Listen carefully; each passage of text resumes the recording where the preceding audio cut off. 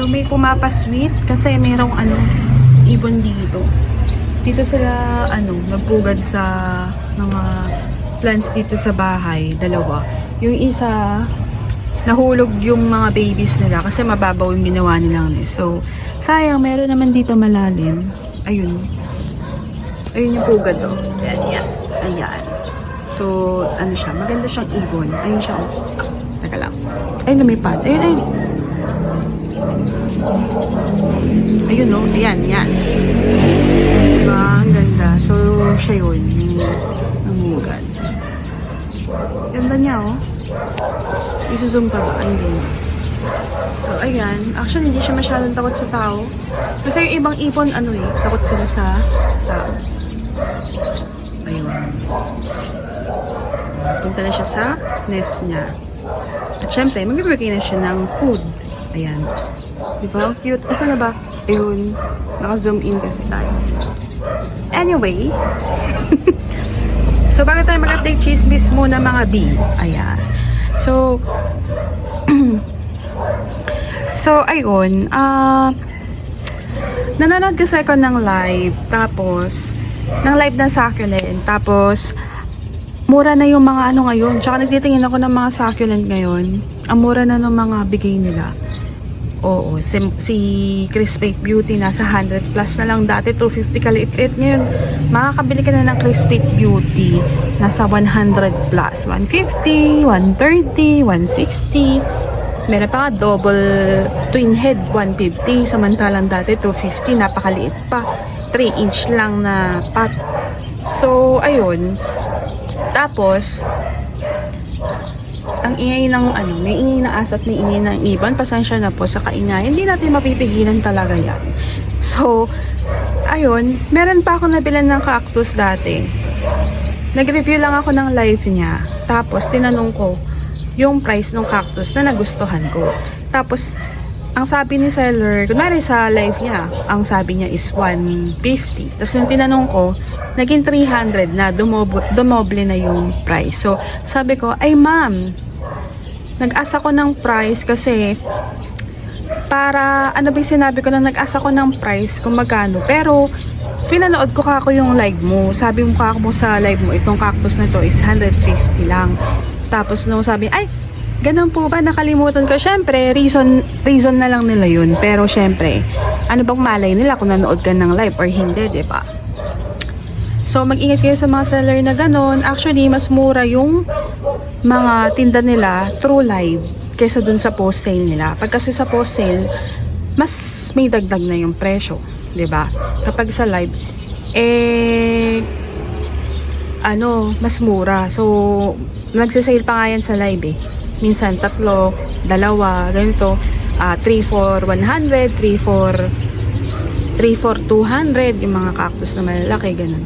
So, sortihan lang din sa pamimili ng mga cactus and other succulent. So, minsan naman, mas mura sa post sale, pero mas mura talaga sa live Magpa-flower yung DD hybrid. Ayun pa-flower siya. So, makakapag-pollinate tayo. Basta may sabay-sabay lang na flower. So, ayun, parang anuhan lang ako dun sa live. Tapos, nakakatempt din bumili. Lalo na pag nagtitingin ka ng mga post sale, tsaka sa live. Kasi, may mga clamp 100 pesos, pero pag binenta nila sa page nila, 200, 150. So, malaki din yung diferensya. At saka pag sa succulent, dapat magaling kayo tumingin ng sun stress. Kasi may nakikita ko nagbebenta ng mga succulent, hindi sun stress, pero ang mahal ng tinda.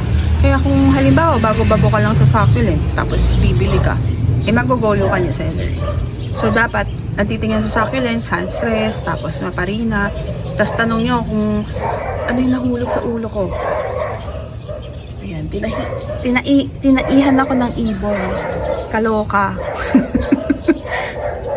So, asa na tayo?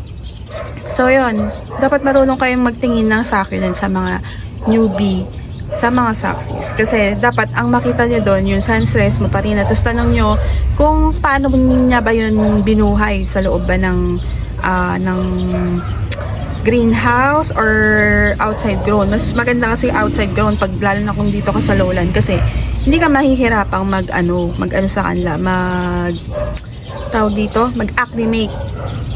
Oo, so meron ako nabibilan, maganda yung succulent niya, tapos nabubuhay outside grown. Yun nga lang, hindi ganun kakinis, pero mura-mura. So pag hindi makinis yung succulent din, mura lang yung ititinda. Kaya kung magaling ka nga talagang tumingin ng succulent, kung karapat-dapat pa dun sa price niya, iba kasi bili lang ng bili, diba?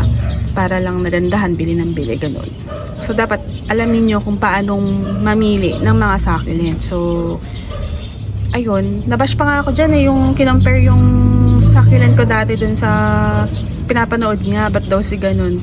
Maganda naman yung succulent kahit na ganito, ganyan. Syempre, i-base din yung lugar, tsaka yung location, tsaka baka kung naka-greenhouse yung idol nyo, diba? So, syempre, kapag naka-greenhouse, well protected at hindi masusunog yan sa araw, makinis, malinis. So, ayun. Iba-iba talaga tayo ng location at way ng pag-aalaga, pero ang importante dyan, paano mo na-maintain at napapa-healthy, nabubuhay ang inyong mga plants, diba? So, yun lang naman ang importante dyan. So, ang i-chismis ko talaga sa inyo, ito kasi, pansin ko, pag mga variegated, pagdating ng summer, mas nadadry up talaga sila. Kagaya nito, naubos agad yung kanyang dahon, tapos naglalagas siya. Ayun na yung mga succulent ko, konti na lang. So, padilim na. So, yun lang, tuloy na lang natin ang chismis sa mga ibang susunod na araw. And thank you for watching again at Everything Nice at Mitch Succulent Club. This is your nurse Bandita saying, God bless po at lagi mag-ingat!